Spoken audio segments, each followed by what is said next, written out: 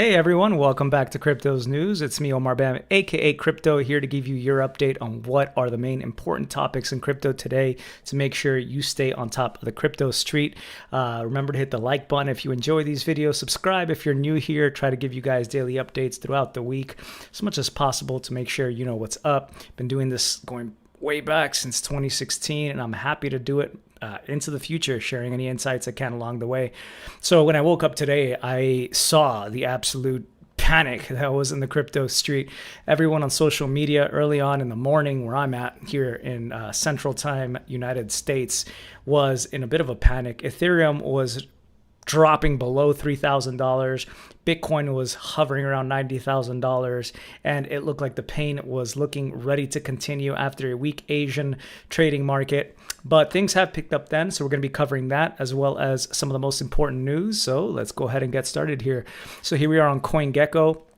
As we can see, dominance for Bitcoin, 54.9%, ETH still at 11.1%, market cap overall for cryptos down to 3.4 trillion, down 2.6%, a bit of the ways off when we had Bitcoin almost at around $108,000 when it was pending his inauguration, as we were reaching kind of the heights of the end of last year and folks were expecting a lot of this Trump coming into office and some of his promises of reserve crypto and all sorts of other things. It had pumped the market quite a bit. We are seeing some profit taking place right now to the tune of Bitcoin down 0.1% over the last 24 hours, although it was down substantially below that, actually lower than $90,000 earlier today. Ethereum down even more. It's down 4% still, although it was closer to 8% we were down when we were down earlier in the day, down 14.8% over the last 7 days.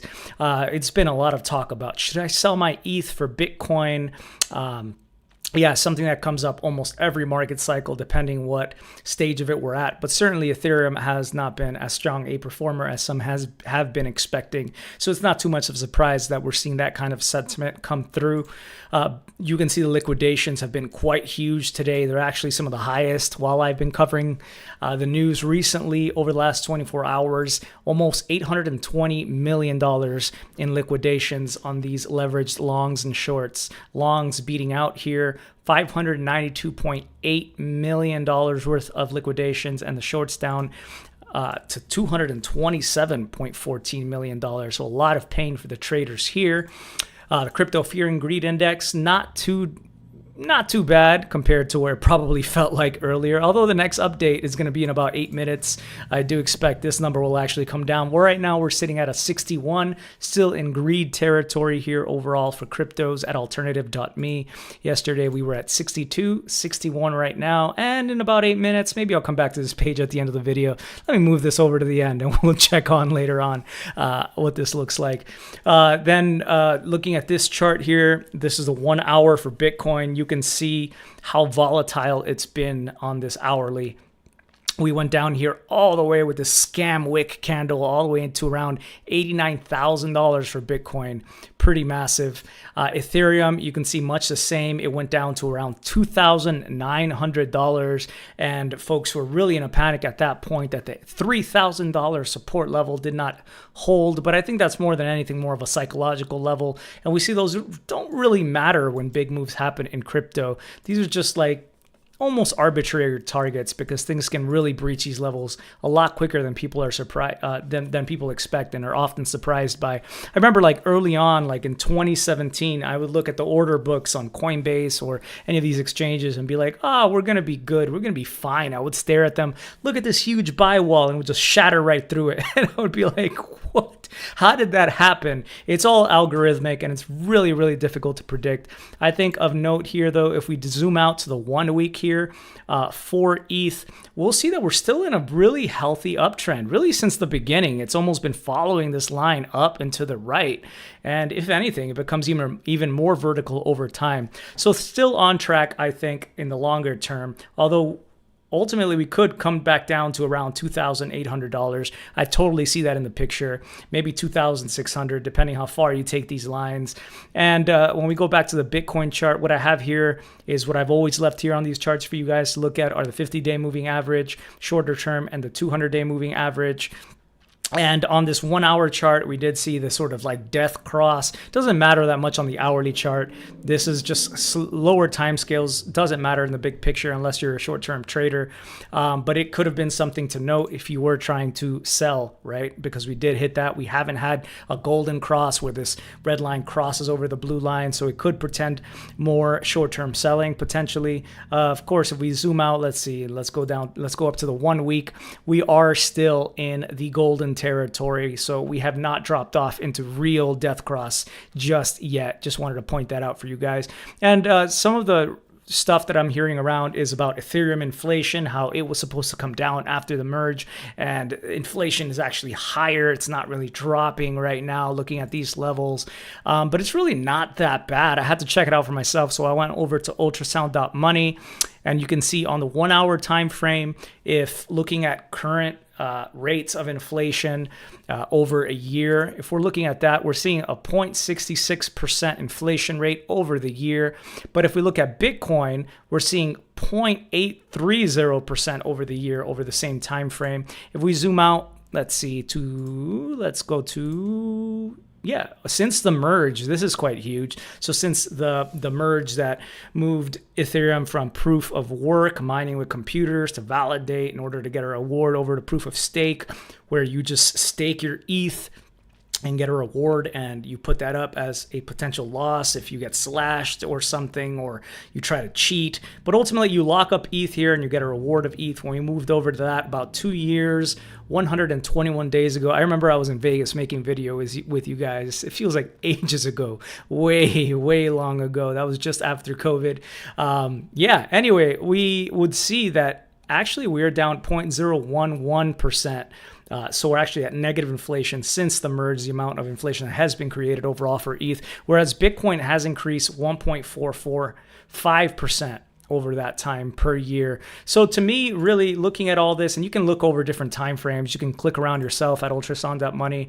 You can simulate, if we had stayed on proof of work, what the inflation would be like for Ethereum over different time frames as well, which would be much higher. Like, let's say over 7 days, the inflation rate would have been, over the whole year, it would have been 4,931K ETH a year if we had still been on proof of work, but that has now dropped off to instead 946,000 a year. So like 1/5 of what it would have been. So really the dynamics here are even better looking at inflation relative to Bitcoin.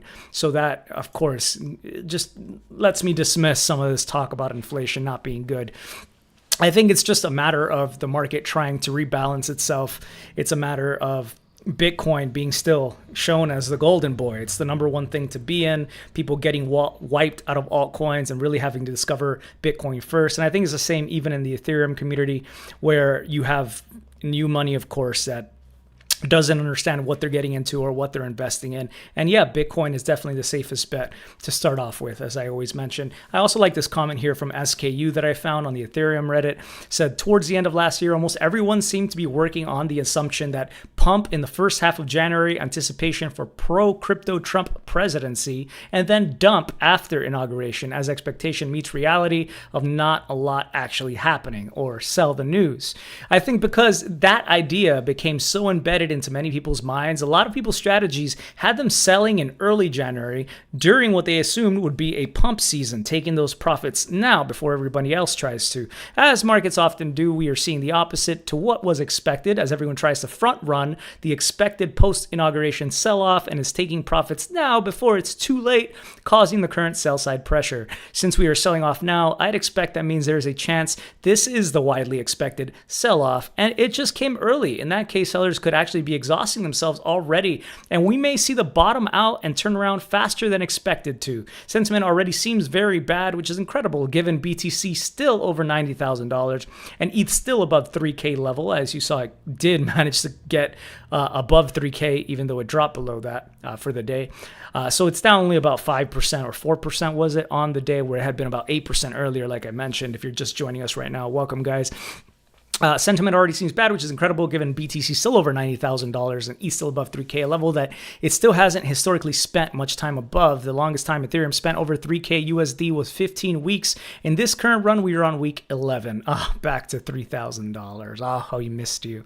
If this is the expected sell-off, I'd say everything's actually holding up remarkably well when measured against comparable sell-offs in prior cycles. It's amazing how quickly people forget how painful these sell-offs can be, and I'd still argue we're seeing far less pain than we experienced last cycle when we climbed the wall of worry in the early bull market. All eyes are now on whether these 90K Bitcoin and 3K ETH levels hold, which are likely to be seen as psychologically significant. This will tell us a lot about where we may be going next. So wanted to share some thoughts there. Maybe we are seeing some front run selling before the great inauguration of Trump, which is coming in about 7 days, 1 week's time, on the 20th of January. Today being the 13th. So we also heard about Trump's treasury pick. This gentleman right here, Scott Bessent in the center, billionaire hedge fund manager who has been chosen, and how he is divesting so many different assets before his inauguration. So he even has some Bitcoin ETF holdings as he had to divest. There was a report that was put out first by the New York Times, and then other media has picked it up. But he had investments in Bitcoin ETF holdings worth $250,000 to $500,000. I think this is notable. It's like there are so many different members of this new administration coming in who do seem to, in fact, be pro-crypto and have been investing in crypto. And even if they're divesting holdings to avoid conflicts of interest and so on, they're surely going to try to benefit some of their friends, if you know what I'm saying. So, likely this administration will be much better than what we've seen from the more recent one. The Ethereum Foundation has also, going back to Ethereum, announced that they have been paying attention because we talked about, I believe it was in the last video, how the foundation was becoming a real topic of criticism, contestment within the community because they had not really been posting very much. They hadn't posted since 2022 on their X account, for example. So we have a new commitment to social media here that they're announcing on this Ethereum Foundation page right here, Ethereum FNDN. Be careful that you don't follow the wrong one. I hear that there are some fraudulent ones that are perpetuating scams, so be very careful out there. Anyway, they wrote today, 9 hours ago, 0, hello world computer, and welcome to the new Ethereum Foundation X account. I do like that they start off by saying world computer because a lot of what got me interested in Ethereum in the first place was it being the foundation from an Internet of Things where you could put Ethereum nodes in all sorts of devices and enable through smart contracts them to interact with users and amongst each others in so many different ways. So maybe they're going to be trying to spearhead this cause again. That would be really cool to see. Anyway, they said these changes are rolling out. This is the beginning of a new approach to the Ethereum social account and not the end. We plan to iterate and expand how these social accounts, their accounts, are used over time in response to how the needs of the ecosystem evolve. So they're not just ignoring the community here, and they are going to be taking a more active role here. So just wanted to give you guys an update on that. Also, Vitalik looks like he is going to perhaps take more of an interest in the community, although he already has been.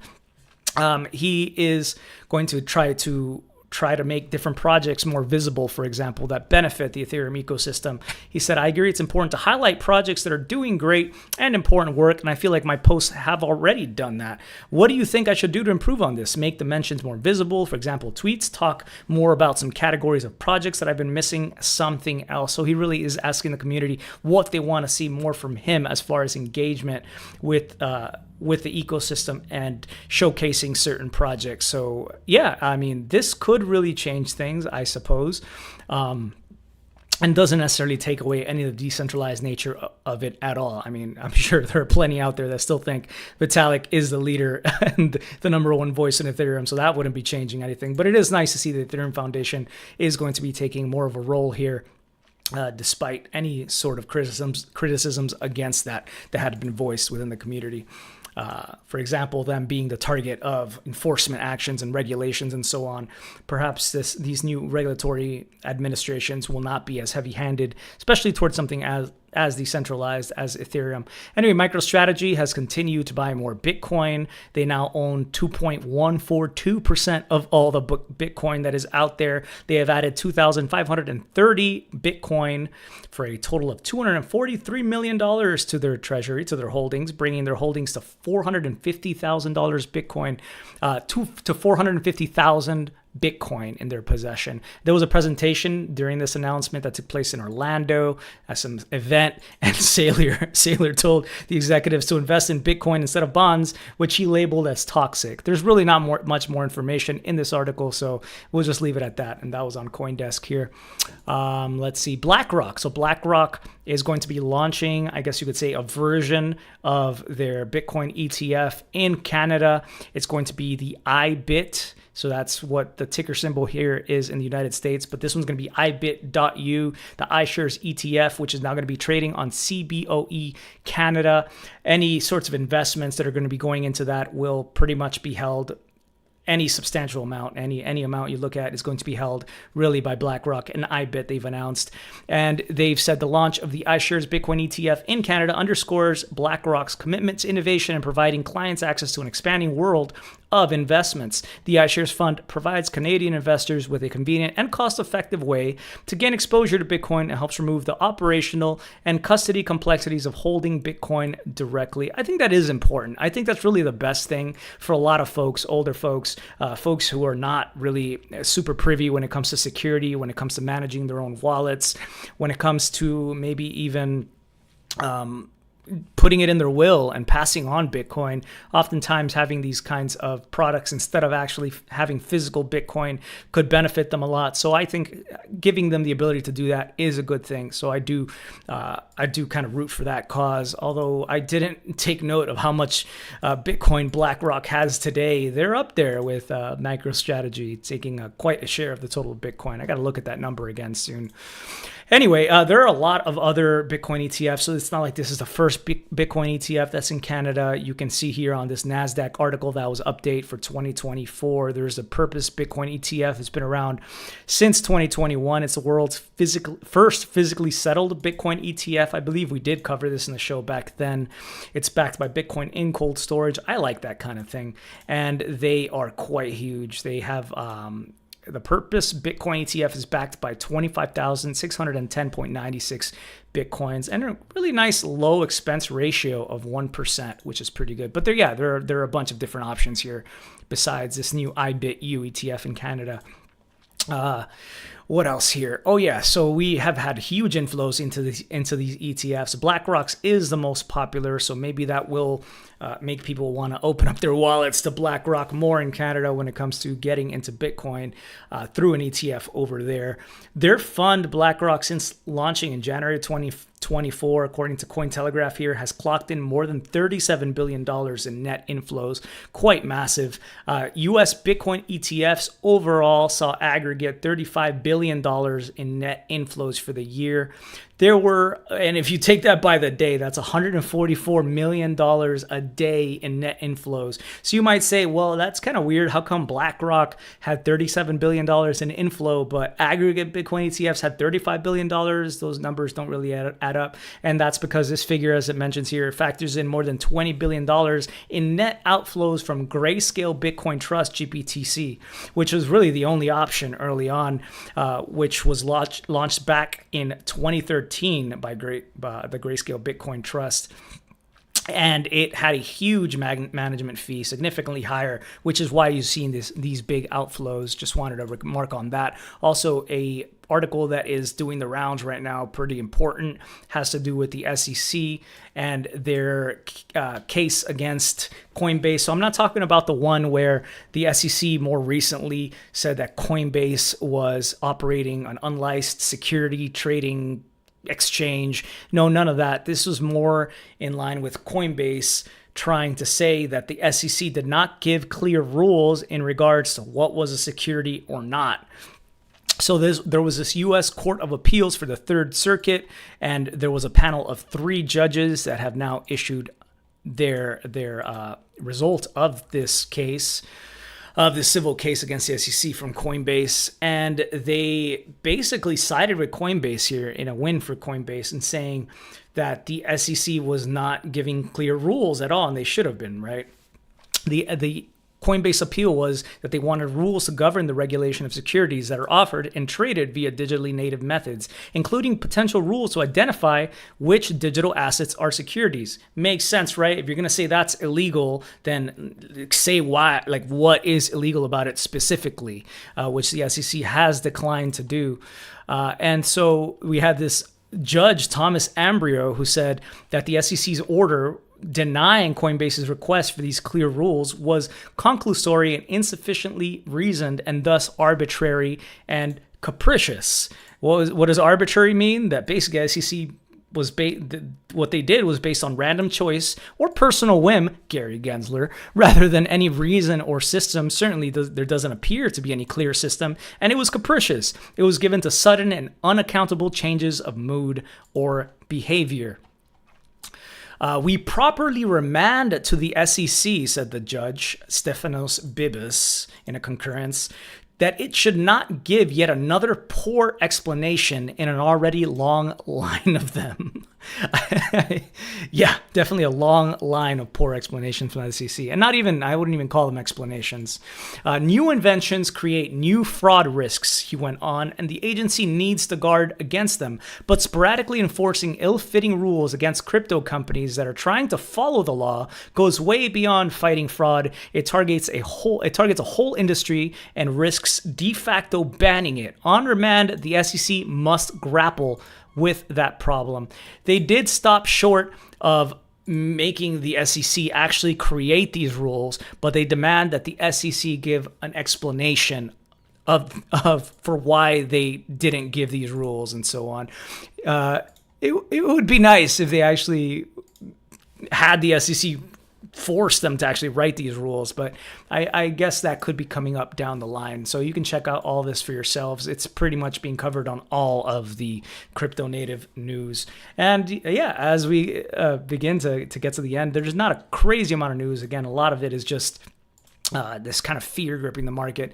Oh, did we just go up? Actually, we went to 63 right now. We're at 63 greed, and yesterday we were at greed 61. So maybe things are now turning positive since crypto is now rebounding from the lows that I saw here this morning. So a lot of what I'm hearing is that this could have been potentially a big shakeout. For example, we saw this head and shoulders scenario with Bitcoin that is being, again, discussed kind of at length. Let me see on what kind of time scale I can find that here for you guys. It's actually right here. I probably have to zoom in for that. But anyway, that this might have been a fake out, right? It wasn't an actual head and shoulders, but it was a way to get the traders to think it was going to play out, start the sell-off, begin that, cause traders to get wrecked, panic, sell, and then the market rebounds from here. Oh, there it is. There's our little head and shoulders scenario right here. So I think we will have to wait maybe a few days to see how this really shakes out here.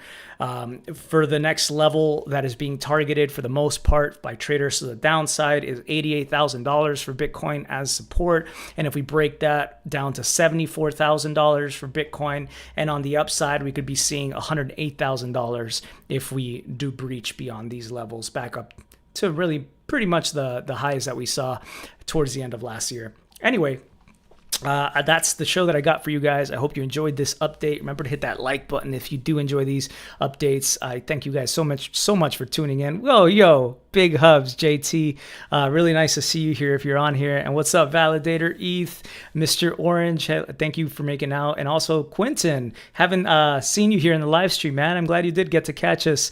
And you've been here since ETH was $6. That's wild, bro. I feel like I didn't do a video till ETH was like $10, but Maybe I did. I can barely remember back then. It's been ages since 2016, and it's just so great to know that you've been around since back then. Thank you so much for the support, brother. And I'll leave you guys with this quote of the day, which I think applies to what some people are feeling out there. The pain will leave once it has finished teaching you. I think that really applies to a lot of the newer investors out here. And hopefully they're investors and not traders. I think that's like when you graduate and mature a little bit. Anyways, I'll leave you with that. Take care, everyone. Much love and stay cryptic. Peace.